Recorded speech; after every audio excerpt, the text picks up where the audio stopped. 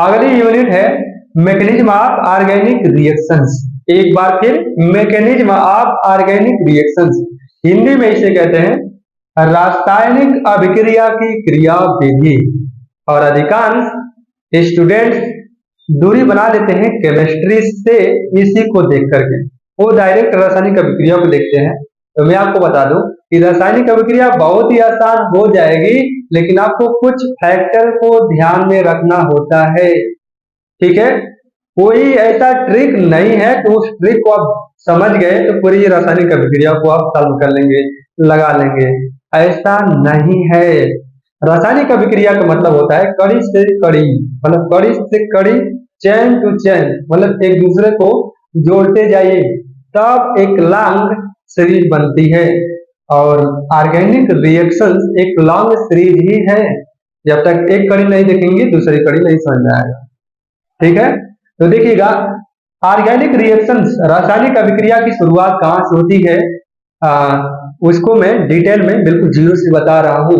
अगर ये बेस कमजोर होगा तो आगे की जो मैं रासायनिक अभिक्रियाएं समझाऊंगा वो समझने में आपको प्रॉब्लम हो सकती है। ठीक है, तो देखिएगा मैकेनिज्म का मतलब क्या होता है, हिंदी में बोलते हैं क्रिया विधि। कोई भी अभिक्रिया कितने स्टेप में हो रही है, कितने पदों में हो रही है और कितने तरीकों से हो रही है, जिसको हम बोलते हैं मेथड्स, विधि बोलते हैं ना, नाम ही है क्रिया विधि। तो क्रियाएं कितने विधि से होती है, कितने स्टेप तक होती है, कहां तक होती है, इसी के बारे में जो हम लोग जानकारी प्राप्त करते हैं तो वही प्रोसेस कहलाती है मैकेनिज्म। बातें क्लियर हुई? देखिएगा रासायनिक अभिक्रिया में पहला जो हेडिंग कह सकते हैं या जो पहला पॉइंट पढ़ना होता है, हमको यही पढ़ना होता है, कर्व एरो नोटेशन। नोटेशन मैं लिख रहा हूं, रोटेशन मत समझिएगा, क्योंकि रोटेशन का मतलब होता है घुमाव, घूमना। ठीक है, यहाँ पे नोटेशन का मतलब होगा कोई चिन्हित बिंदु, या कह सकते हैं अंकन। अंकन का मतलब समझ रहे हैं, चिन्ह से मतलब है, अंकन करने से मतलब है। तो जनरली ऑर्गेनिक रिएक्शंस रासायनिक अभिक्रियाएं जो होती है सिग्मा या पाई बॉन्ड से मिलकर बनती है। बातें क्लियर हो रही है कि रासायनिक अभिक्रियाएं जो होती है उसमें कोई न कोई सिग्मा या पाई बॉन्ड उपस्थित होगा। और रासायनिक अभिक्रिया के रिएक्टेंट में सिग्मा या पाई बॉन्ड का अगर डिसोसिएशन होगा, डिसोसिएशन वियोजन हिंदी में कहते हैं, मतलब टूटना होता है। ठीक है, डिसोसिएशन होगा तो कोई न्यू प्रोडक्ट बनेगा, कोई न्यू प्रोडक्ट बनेगा। इसे हम बोलते हैं रासायनिक अभिक्रिया। ठीक है, इधर केमिकल लिख लीजिए, केमिकल रिएक्शंस बोलते हैं रासायनिक अभिक्रिया। तो हम डायरेक्ट क्या कह सकते हैं कि रिएक्टेंट में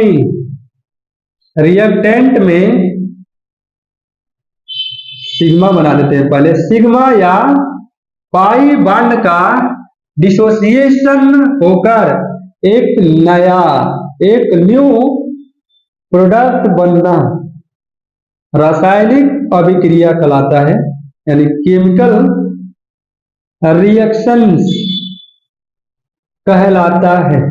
अब कभी बताना होगा तो बता लेंगे कि नहीं बता लेंगे, हमें उम्मीद होगी कि बता लेंगे।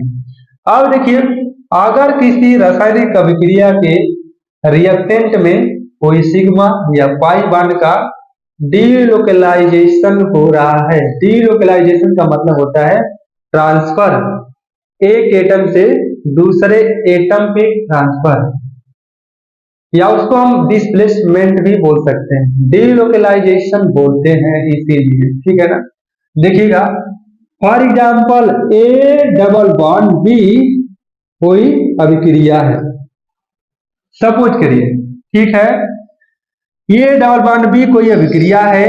अगर आप मान रहे हैं कि इसकी इलेक्ट्रोनेगेटिविटी ज्यादा है, इसकी इलेक्ट्रोनेगेटिविटी ज्यादा है, तो बॉन्ड का दोनों इलेक्ट्रॉन उस साइड डिस्प्लेसमेंट होता है जिसकी इलेक्ट्रोनेगेटिविटी ज्यादा होती है। इसीलिए ए पे पार्शियल पॉजिटिव और बी पे पार्शियल नेगेटिव आता है। तो आप देखिए, जो इलेक्ट्रॉन जा रहा है, जिसका माइग्रेट हो रहा है, जो माइग्रेशन हो रहा है, माइग्रेशन का मतलब हो गया कि ट्रांसफर का मतलब नहीं समझ पा रहे तो डिस्प्लेसमेंट बोलिए। तो डिस्प्लेसमेंट जिस एटम की तरफ होगा उसकी इलेक्ट्रोनेगेटिविटी ज्यादा होगी, ठीक है। और जिधर हम कर रहे हैं उसको हम एरो से दिखाते हैं, कर्व एरो से दिखाते हैं, मैंने आपको बताया ना, अंकन करते हैं, इधर करेंगे जिसकी इलेक्ट्रोनेगेटिविटी ज्यादा होगी। और भी मैं एग्जांपल दूं, अभी आप तुरंत कर लेंगे, देखिएगा। सी डबल बॉन्ड हो, इसे आप कार्बोनिल भी बोलते हैं, ठीक है, कार्बोनिल, जिसे आप एल्डिहाइड या कीटोन भी कहते हैं, क्योंकि दोनों में कॉमन होता है। तो ये जनरल सी बातें हैं। इसमें इसकी इलेक्ट्रोनेगेटिविटी ज्यादा है कि नहीं, है ना, तो ज्यादा के लिए हम एरो दिखाते हैं, मतलब समझा जाता है, समझा जाता है कि इसकी इलेक्ट्रोनेगेटिविटी ज्यादा है। अब देखिए, अब जरूरत पड़े नहीं ना कार्ब एरो नोटेशन का, इसलिए मैकेनिज्म में हम आगे दिखाएंगे, हाफ से भी दिखाएंगे, फुल से भी दिखाएंगे। अभी दोनों इलेक्ट्रॉन एक ही एटम पे जा रहा है, यानी एक एटम से दूसरे एटम पे जा रहा है, तो उसको हम फुल एरो से दिखा रहे हैं, पूर्ण एरो से दिखा रहे हैं। अगर ये टेढ़ी है इसलिए हम इसको कर्व बोल रहे हैं। बातें समझ में आ रही है? तो आगे देखिए, स्टेप में आपका बन जाता है इस प्रकार से, सी सिंगल बॉन्ड O पे नेगेटिव है, यहाँ पे पॉजिटिव। और ये पॉजिटिव और नेगेटिव क्यों आ रहा है? क्योंकि एक एटम पे कंप्लीट गया और एक एटम से गया, तो जहां से गया वहां पे पॉजिटिव, जहां पर गया वहां पे नेगेटिव। बातें क्लियर हुई? अब आपको अभिक्रिया में दे दूं, इसको सोडियम से रिएक्शन करा दीजिए, तो आपको पता है कि जो यहाँ पे सोडियम एटम होता है, या मैं डायरेक्ट सभी कंपाउंड के लिए बोल दूं E+ इलेक्ट्रोफिलिक का कराइए, तो यहाँ पे सोडियम पे प्लस चार्ज, तो जहां जो प्लस होता है वो कहां पे आना चाहेगा? नेगेटिव पे आना चाहेगा। बोलिए, ऑलरेडी इस पे तो डिफिशियंट है, डिफिशियंट कार्बन एटम या डिफिशियंट इलेक्ट्रॉन लिख लीजिए डायरेक्ट, ये पे नेगेटिव दिखा देते हैं। कार्बन तो वैसे भी डिफिशियंट इलेक्ट्रॉन है ना, कमी है कि नहीं, और यहाँ पे इलेक्ट्रॉन की अधिकता है, मतलब यहाँ पे इलेक्ट्रॉन डेंसिटी ज्यादा है, तो जहां पे ज्यादा रहेगा वहीं पे तो लोग जाते हैं, क्योंकि वहां से संभावना है कि वहां पे मिल जाएगा। बातें क्लियर हो रही है नहीं? तो यहाँ पे अटैक करेगा, अब यहाँ पे करेगा इस प्रकार से, आपका सी यहाँ पे प्लस, यहाँ पे O Na बन जाता है। बातें क्लियर हुई? अगर मैं दूसरा कंपाउंड दूं, जैसे कोई मॉलिक्यूल्स यहाँ पे मान लीजिए एनायंस मैंने दे दिया, एनायंस मतलब क्लोराइड आयन मैंने दे दिया, तुरंत रिएक्शन कराएंगे, तुरंत कराएंगे आप। अभी देखिए, ये निगेटिव है तो कहाँ आना चाहेगा? प्लस में, क्योंकि ऑलरेडी इस पे एक्स्ट्रा इलेक्ट्रॉन है, तो आ जाएगा यहाँ पे जुड़ जाएगा, तो ये प्लस आ जाएगा। अब बोलिए, अभिक्रिया क्यों नहीं आ रही, क्या प्रॉब्लम है? एक और अभिक्रिया देखिएगा, CH3 single bond CH double bond CH2, इसको कराना है, तो देखिएगा आप इस प्रकार से कराएंगे, इसका माइग्रेशन यहां करा देंगे, ठीक है, तो ये हो जाएगा CH3 CH, यहाँ पे CH2, यहाँ पे नेगेटिव। अब यहां से चला गया है, जिस पर गया है उस पर नेगेटिव, जहां से गया उस पर पॉजिटिव। अब मैं आपको दिखा दूं कि Cl से अभिक्रिया कराइए, देखिए अभिक्रिया कैसे नहीं आती, Na+ होता है और Cl माइनस होता है, जो माइनस होगा वो आके प्लस पे अटैक करेगा, और जो प्लस होगा वो आके माइनस पे अटैक करेगा, तो आपका कंपाउंड जो रियल में बनेगा इस प्रकार से अभिक्रिया होगी। CH पे आ जाएगा Cl और यहाँ पे CH2 पे आ जाएगा, नीचे लगा देता हूँ, क्या लगा दे, Na लगा दे। बोलिए, बातें क्लियर हुई कि नहीं? देख लीजिए एक बार, मिला लीजिए, आगे देख लीजिएगा, अगला कर्व एरो के बारे में देखिए, दूसरा प्रकार, इसको हम बोलते हैं ड्राविंग। कला कितने लोग बनाते हैं, ड्राविंग। ड्राविंग इलेक्ट्रॉन मूवमेंट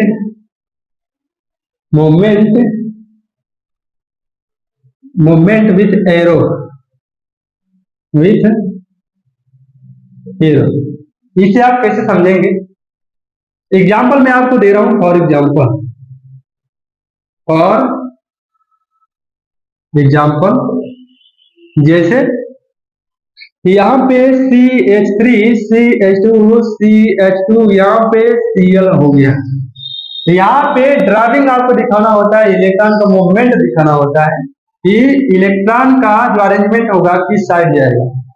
तो यहाँ पे केवल एक बात है आपको ध्यान में रखना होता है, इलेक्ट्रोनेगेटिविटी फैक्टर।